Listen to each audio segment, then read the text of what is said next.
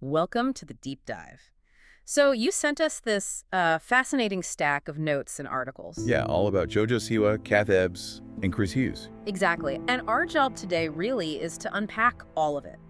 We're going to dive into that messy space where relationships and reality TV collide. And where this whole idea of betrayal gets really, really complicated. Right, specifically focusing on this concept of emotional infidelity that just runs all through the material you shared. It really sets up quite the scenario, doesn't it? You've got this relationship, seems perfect on the outside. Totally picture perfect, the notes say. Then one person goes into, the celebrity Big Brother house, a pressure cooker environment. And forms this really close connection with someone new, Chris Hughes. Leading to this complex fallout where, okay, no cheating was the claim, like physically. But someone, Kath Ebbs, clearly felt deeply, deeply betrayed on an emotional level. Yeah, and that's the crux of it. It really brings up that core question from the material, doesn't it? Like, where is the line? Between just being close friends and something more. Something that crosses a boundary in a relationship. Can that intense emotional connection, outside the main relationship, can that be betrayal, even if nothing physical happened? It definitely challenges how we usually think about fidelity. What does emotional loyalty even mean? Okay, so let's trace the story based on the notes you gave us, starting at the beginning. JoJo and Kath. Right, described as picture perfect.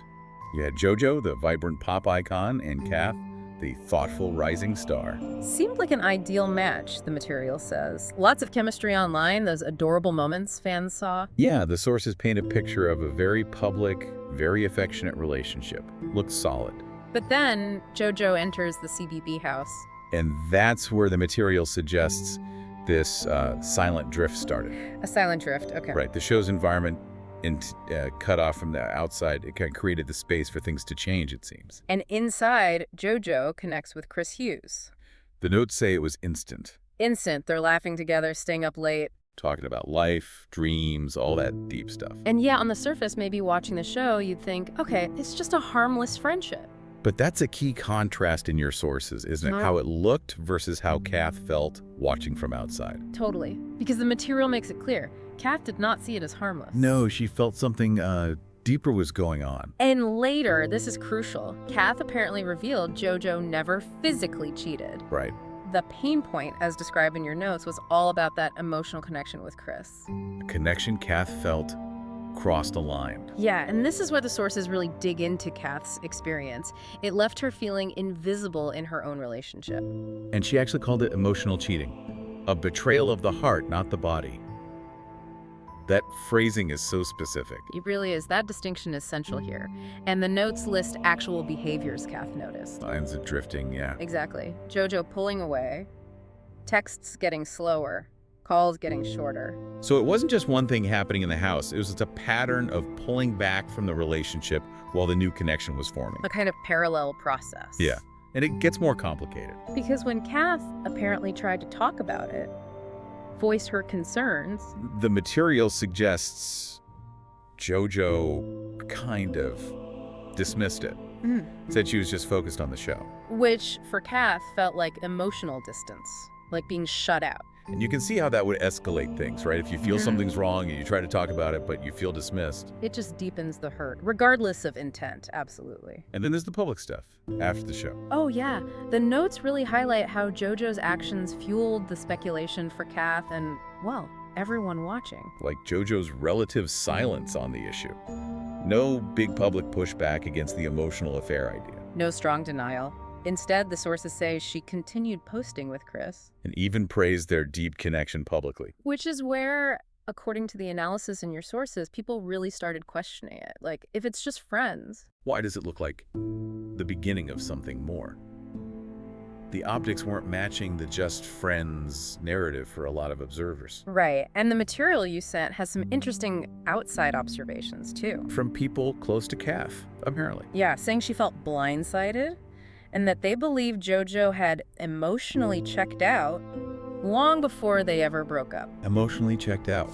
Wow, that phrase really hits hard, suggesting the disconnection started way earlier. It does, and the notes even mention, like, anonymous sources, maybe production whispers, Claiming the JoJo-Chris bond was super strong in the house, Yeah. one of the strongest, making even producers raise their eyebrows. which adds that layer. It wasn't just fans or Kath noticing the intensity, it was people right there, behind the scenes. We should probably bring in Chris Hughes' comment here too from the sources. Yeah, he made a public statement, said he had nothing but respect for both JoJo and Kath, And that he never intended to come between anyone. which, positions him as trying to stay out of the main conflict, but by then, The narrative was already out there.